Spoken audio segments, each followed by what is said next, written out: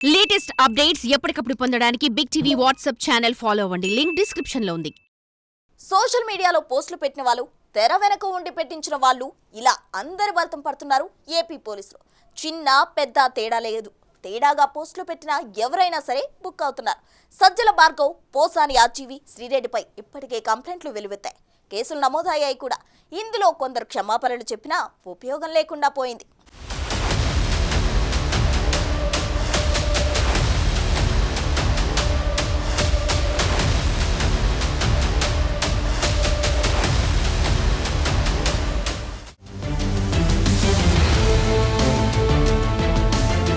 TDP, Janasena నేతల కంటే వారి భార్యలే టార్గెట్ గా సోషల్ మీడియాలో వైసీపీ సానుభూతి పరులు చాలా అసభ్య పోస్టులు పెట్టారు. అందరి దృష్టిలో పడాలని కొందరు, కావాలని ఇంకొందరు ఇలాంటి పోస్టులతో సోషల్ మీడియాను కలుషితం చేసేశారు. రాజకీయాలతో సంబంధం లేని వారిని కూడా ఇందులోకి లాగారు. ముఖ్యంగా చంద్రబాబు, పవన్ కళ్యాణ్ కుటుంబ సభ్యులపై పెట్టిన పోస్టులు అన్నీ ఇన్ని కావు. అధికారంలో ఉన్నప్పుడు ఏదైనా చెల్లుతుందనుకున్నారు. కానీ ఇప్పుడు అలా కాదు కదా. ఎవరి లెక్కలు వారికి ఇచ్చేసే పనిలో పోలీసులు ఉన్నారు.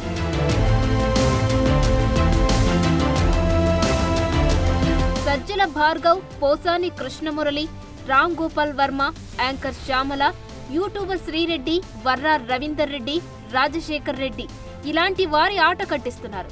కంప్లైంట్లు రావడం, వెంటనే కేసులు నమోదవ్వడం, విచారణకు పిలుస్తుండడం చకచకా జరిగిపోతున్నాయి. సినీ డైరెక్టర్ రామ్ గోపాల్ వర్మకి ప్రకాశం జిల్లా మద్దిపాడు పోలీసులు నోటీసులు ఇచ్చారు. CM Chandrababu, deputy CM Pawan Kalyan, మంత్రి నారా లోకేష్ ను కించపరిచేలా రామ్ గోపాల్ వర్మ పోస్టులు పెట్టాడని మద్దిపాడు స్టేషన్లో కేసు నమోదైంది. మార్ఫింగ్ చేసిన ఫోటోలు ఎక్స్ లో పోస్టు చేశారన్నది అభియోగం. సో విచారణ ఎదుర్కోవలసిందే.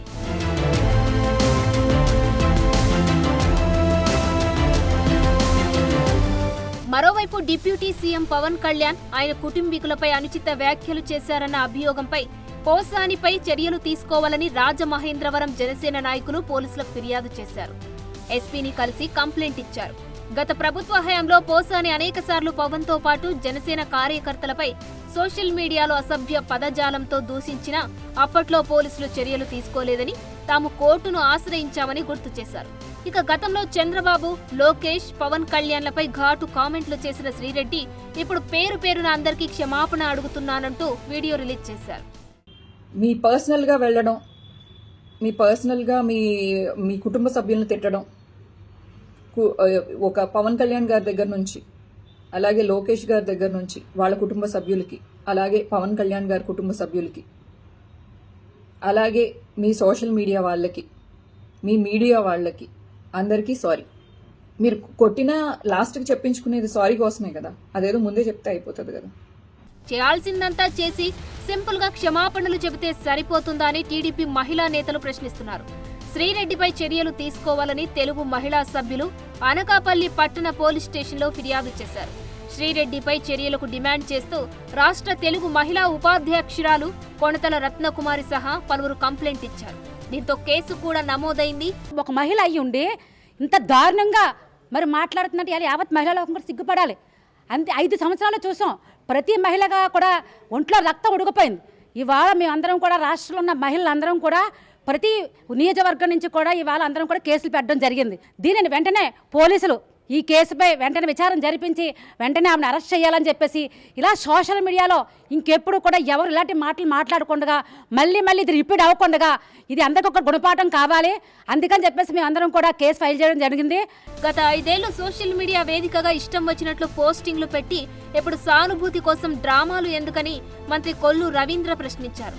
ఎన్నికల ముందు కూటమి నేతలపై తీవ్ర వ్యాఖ్యలు చేసిన యాంకర్ శ్యామల సైతం స్వరం మార్చారు.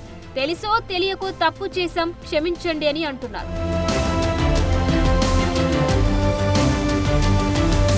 అటు వైసీపీ సోషల్ మీడియా కార్యకర్త వర్రా రవీందర్ రెడ్డి రిమాండ్ రిపోర్ట్లో కీలక విషయాలు వెలుగులోకి వచ్చారు.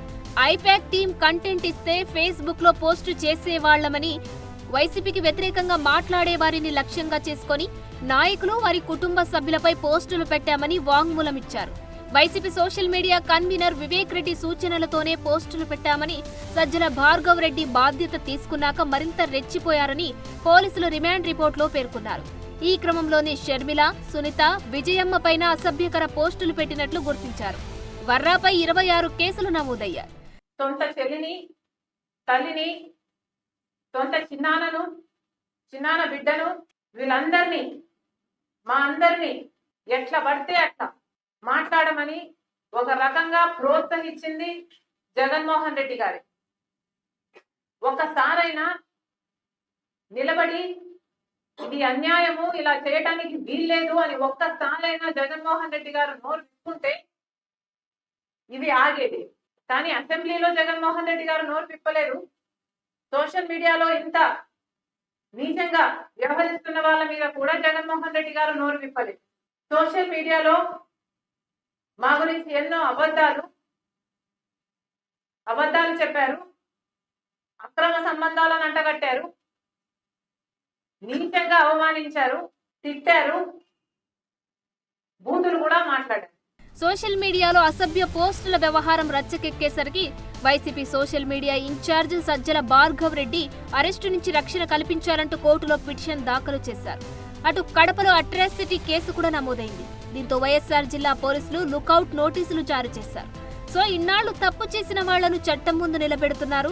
ఇకపై ఇలాంటి తప్పులు రిపీట్ కాకుండా పోలీసులు పకడ్బందీ చర్యలు తీసుకుంటున్నారు. హిందూపురం నుంచి ఇచ్చాపురం వరకు కౌన్సిలింగ్ ఇస్తున్నారు. వ్యక్తిత్వ హననానికి పాల్పడేలా పోస్టులు పెట్టినా మరొకరికి పంపినా ఇబ్బందుల్లో పడతారని వార్నింగ్ ఇస్తున్నారు. సైబర్ హిస్టరీ షీట్లలో చిక్కుకుని భవిష్యత్తు నాశనం చేసుకోవద్దని విద్యార్థులు, నిరుద్యోగులకు గుర్తు చేస్తున్నారు. సోషల్ మీడియాలో అసత్య ప్రచారాల్లో భాగమైతే సైబర్ బుల్లీస్ షీట్ తెరుస్తామని, అదే జరిగితే ఇక్కట్లు తప్పవంటున్నారు. మీకు మీ కుటుంబ సభ్యులపైన కూడా గౌరవం లేకపోవచ్చు, కానీ మాకు గౌరవం ఉంది.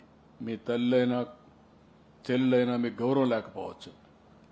నేను ఒకటే చెప్తున్నా, ఏ ఆడబిడ్డ అయినా సరే, ఇన్క్లూడింగ్ వైఎస్ఆర్ కాంగ్రెస్ నాయకుల యొక్క భార్యలకు, కూతుర్ల పైన పెట్టినా వదిలిపెట్టను.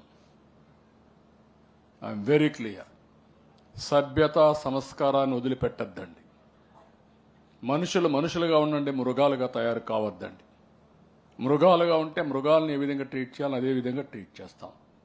మనుషులుగా ఉంటే మనుషులుగా ట్రీట్ చేస్తాం. ఇది ప్రజాస్వామ్యం, రాళ్ల యుగం కాదు, రాతి యుగం కాదు. ఆ విషయం వీళ్ళందరూ గుర్తుపెట్టుకోవాల్సిన అవసరం ఉంది.